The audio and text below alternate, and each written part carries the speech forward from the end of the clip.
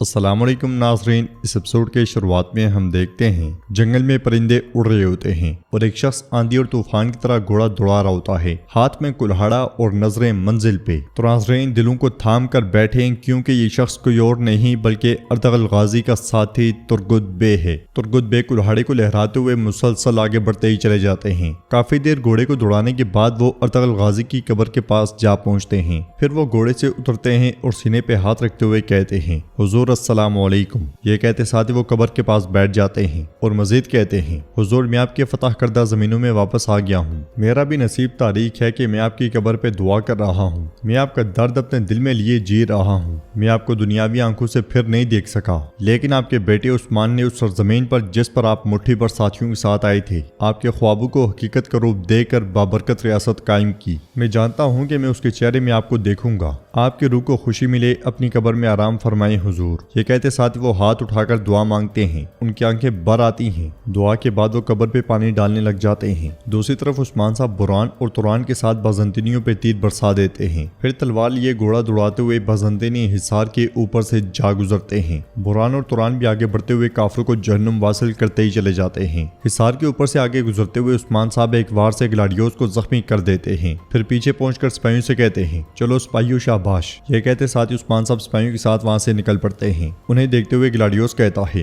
उस्मान इससे पहले कि मेरा खून खुश्क हो मैं तुम्हारा खून बहा दूंगा। ये कहते साथ ही वो लोकचार और सिपाहियों के साथ उस्मान साहब के ताकुब में निकल पड़ता है। आगे बढ़ते बढ़ते उस्मान साहब एक मुकाम पे अपने घोड़े रोक लेते हैं और कहते हैं, वो हमारे पीछे हैं, हमारे पास ज्यादा वक्त नहीं है। अल्लाह का शुक्र है कि हमने अपना दिया हुआ वादा पूरा करके सरदारान को बचा लिया है। अब हम इस जंगल से निकलेंगे। बुरान उस्मान साहब से कहता है, हुजूर हमारे साथी आगे हैं, लेकिन हम एक दर्जन से ज्यादा नहीं है और ये काफिर बड़ी तादाद में है। तो उस्मान साहब कहते हैं, वो जितने ज्यादा हैं उतने ही मुश्किल से गुजरेंगे। चलो फिक्र ना करो, मैं सोच रहा हूँ कि उनमें से किसका सर कलम करूँ। तुरान जमीन में खंजर गाड़ता है, कुछ आवाजें सुनता है और उस्मान साहब से कहता है, ये घोड़ों की टापू की आवाज है, वो आ रहे हैं। तो उस्मान साहब कहते हैं, तुरान तुम शिमाल की जानिब काले जंगल में जाओगे, अगर हम उन्हें जेर ना कर सके तो तुम्हारी जगह ले आएंगे। ये सुनते साथ ही तुरान एक तरफ जबकि उस्मान साहब बुरान के साथ दूसरी तरफ चले जाते हैं। कुछ देर के बाद ग्लाडियोस लोकचार के साथ वहां पहुंचता है और कहता है, ग्लाडियोस के जाल तुमने बिछाया था, तुमने सरदारों को चारे के तौर पे इस्तेमाल किया। क्या तुम्हें लगता है कि उस्मान महज दो सिपाहियों के साथ आया था? तो ग्लाडियोस कहता है, क्या तुम्हें लगता है कि मैंने नहीं देखा कि उस्मान हमें जाल में फंसा रहा है, लेकिन मैं ये उसका जाल उसके सर पे गिरा दूंगा।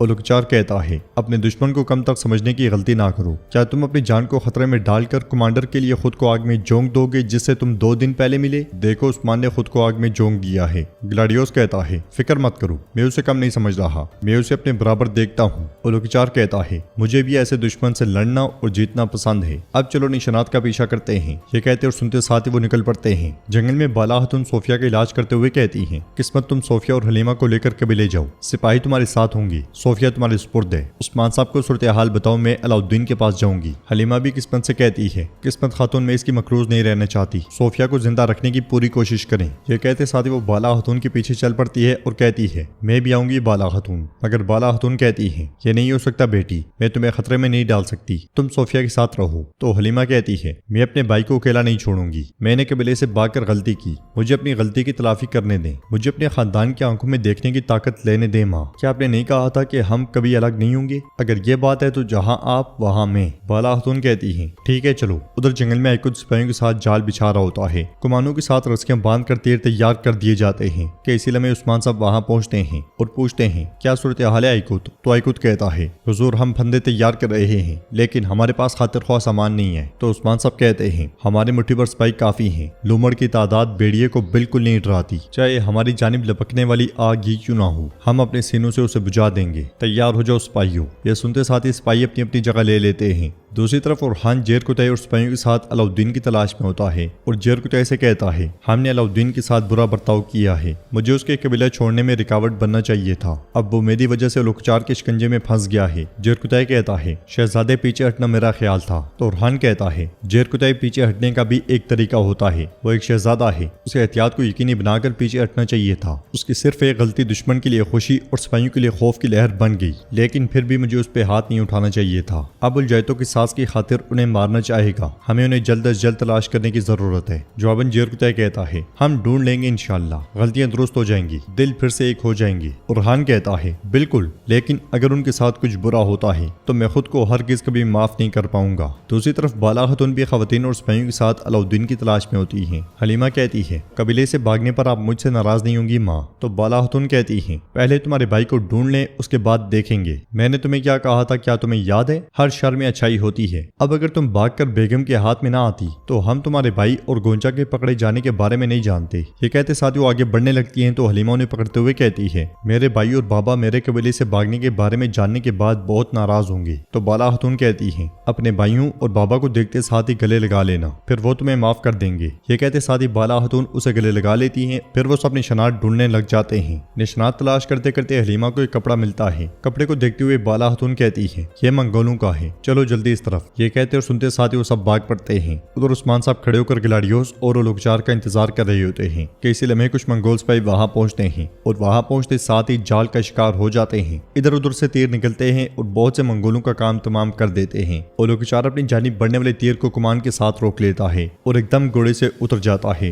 उस्मान साहब के हुक्म पर उनके सिपाही भी तीर बरसा देते हैं। बुरहान उस्मान साहब से कहता है, हुजूर वो जलील गिलाडियोस इनमें शामिल नहीं है। तो पीछे से आने वाला गिलाडियोस कहता है, उस्मान मैं यहाँ हूँ, तुमने समझा था कि मैं तुम्हारे बिछाए हुए जाल को नहीं समझ पाया, अब शिकारी हम हैं और शिकार तुम। यह सुनकर उस्मान साहब कहते हैं, क्या वाकई? बुरहान परेशान होते हुए कहता है, हुजूर हम चारों तरफ से घेरे जा चुके हैं, अब हम क्या करेंगे? उस्मान साहब लोगचार और गिलाडियोस की जानिब देखते हुए कहते हैं, मैं तुम दोनों को एक ही कब्र में उतारूंगा। गिलाडियोस के हुक्म पर उसके सिपाही हमला कर देते हैं। उस्मान साहब भी अपने साथियों के साथ मुकाबला करने की कोशिश करते हैं और लोगचार भी कई सिपाहियों को बेदर्दी से शहीद कर रहा होता है। कुछ ही देर की मुजामत के बाद उस्मान साहब कहते हैं, हम पीछे हटेंगे। ये कहते साथ वो सिपाहियों के साथ पीछे निकल पड़ते हैं। ये देखकर गिलाडियोस को बहुत गुस्सा आता है और वो कहता है, उस्मान तुम्हारे पास भागने का कोई रास्ता नहीं है। ये कहते साथ वो भागते भागते उस्मान साहब को आवाज दे के रोक लेता है और मजीद कहता है, अब बस करो, तुम्हारी कोशिशें दाद के काबिल थी लेकिन अब अंजाम आ पहुंचा है। जवाबन उस्मान साहब कहते हैं, बिल्कुल फिक्र ना करो, हमारे पास हमेशा एक और रास्ता होता है, हम मायूसी के गड़े में नहीं गिरते और कभी हार नहीं मानते। और लोगचार चिल्लाते हुए कहता है, यह सिर्फ जिद है उस्मान, जिद, तुमने इसी जिद की वजह से सदरान की जान बचाई।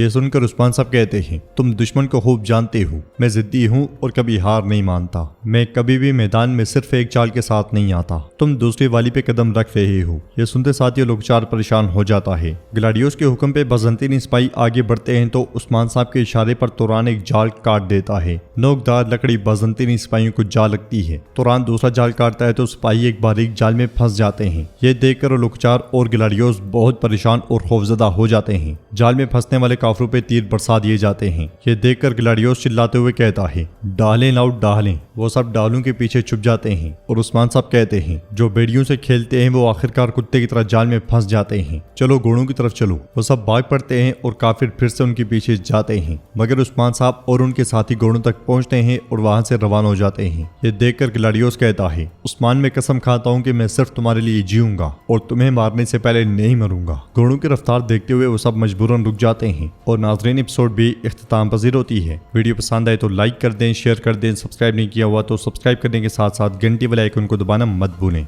मिलते हैं इंशाअल्लाह नेक्स्ट वीडियो में, तब तक के लिए रखें अपना और अपनों का बहुत ज्यादा ख्याल। अल्लाह निगहबान।